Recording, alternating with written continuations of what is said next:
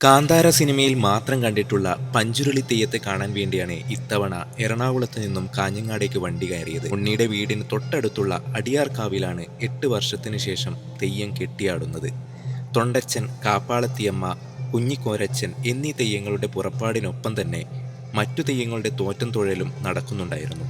100-ൽ പരം ദൈവസങ്കല്പങ്ങൾ കൂടി ഉള്ളുന്ന അടിയാർക്കാവിൽ ഇന്ന് രാത്രിയും നാളെ പകലും കൂടി തെയ്യം കെട്ടിയാടുന്നുണ്ട്. കാണാൻ ആഗ്രഹിക്കുന്നവർ മാവുങ്കാൽ അടിയാർക്കാവിലേക്ക് പോന്നോളൂ. പഞ്ചുരുളിയുടെ കൈവശം ആത്മാക്കളുണ്ടത്രേ. അവയെ കുടിയിരുത്തണം. കുടുംബത്തിന് അഭിവൃദ്ധി ഉണ്ടാകണം.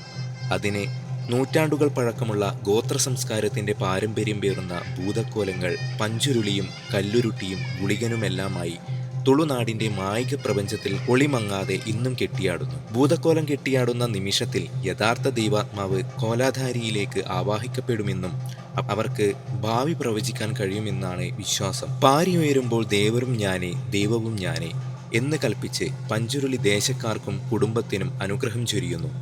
ഞാൻ ക്ഷമിച്ചേക്കും, പക്ഷേ എനിക്ക് പിന്നാലെ എത്തുന്ന ഗുളികൻ ക്ഷമിക്കണമെന്നില്ല.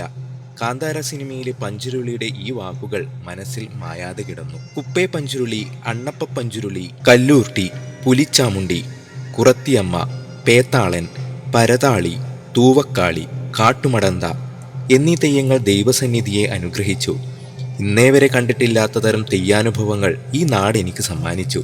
മലബാറിന്റെ തെയ്യങ്ങളും ഐതിഹ്യങ്ങളും ഇനിയും പറയാനും അറിയാനും ഏറെയുണ്ട്. വിശേഷങ്ങൾ തുടരാം.